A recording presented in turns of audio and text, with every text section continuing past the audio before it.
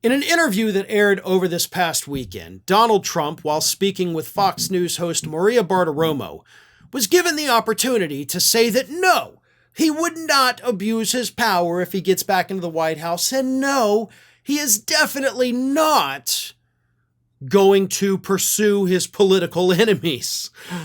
But in spite of the fact that Bartiromo gave him the opportunity to say he wouldn't do those things, he instead not only confirmed that he would do it, but went even further and said he may call upon the military to take care of his political enemies.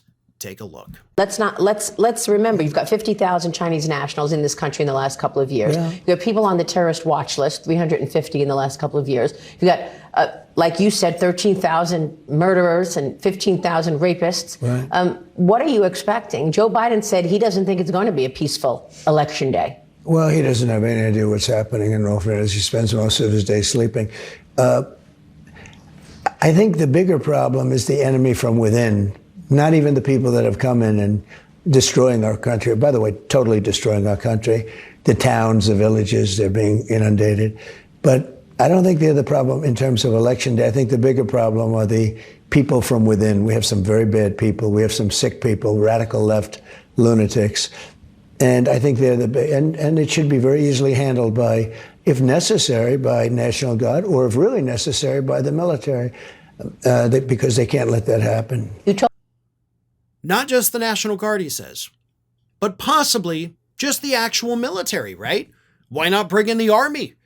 Why not bring in the Marines? Hell, why not bring in SEAL Team 6 to take out your political enemies the way they did bin Laden, right? That's what we're talking about here. That's what he is talking about. And clearly, this is something that didn't just pop into Donald Trump's head. He was ready with this response. So this is something that clearly has been talked about inside the Trump campaign. And this is what he wants to do. And I want to make this crystal frickin' clear.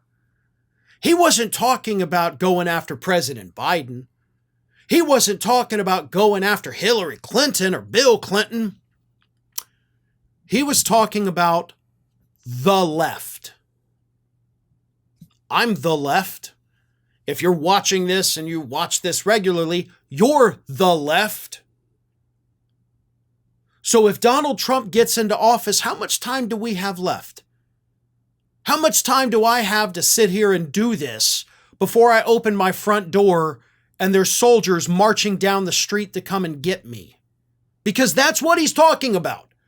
That's what he wants to do. This is not hyperbole. These are the words out of the man's mouth. How is this not the biggest story in the country right now? We don't have to speculate. We don't have to exaggerate. He said those words. You just saw the clip. And yet here we are, days, by the way, after these comments aired on national television. Not a blip. Barely a blip from the media. They barely took the time to yawn because this story bored them so much. And by the way, this is the same media that Donald Trump is out there saying, I'm going to take away your broadcast license. I'm going to sue you into oblivion. For the record, media that is not choosing to report on this, who do you think Donald Trump's going to send the military after first? Right? I won't be first on the list. New York Times would. CBS, ABC, MSNBC. Y'all will be first. CNN. You'll get visits far longer or far before I do. So why are you not talking about this?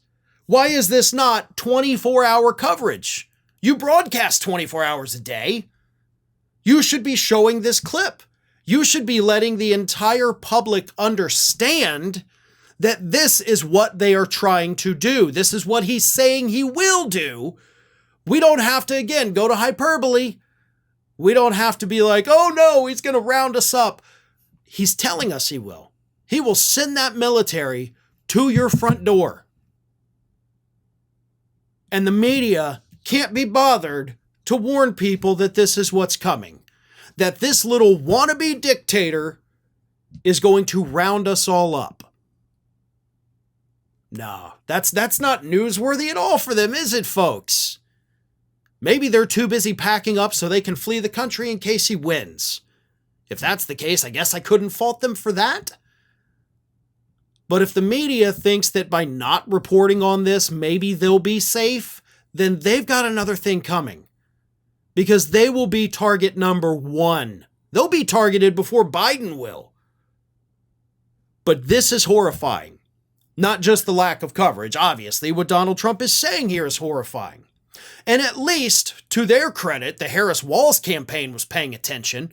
So they came out and released a statement that said, quote, Donald Trump is suggesting that his fellow Americans are worse enemies than foreign adversaries, and he is saying he would use the military against them. Taken with his vow to be a dictator on day one, calls for the termination of the Constitution, and plans to surround himself with sycophants who will give him unchecked, unprecedented power if he returns to office.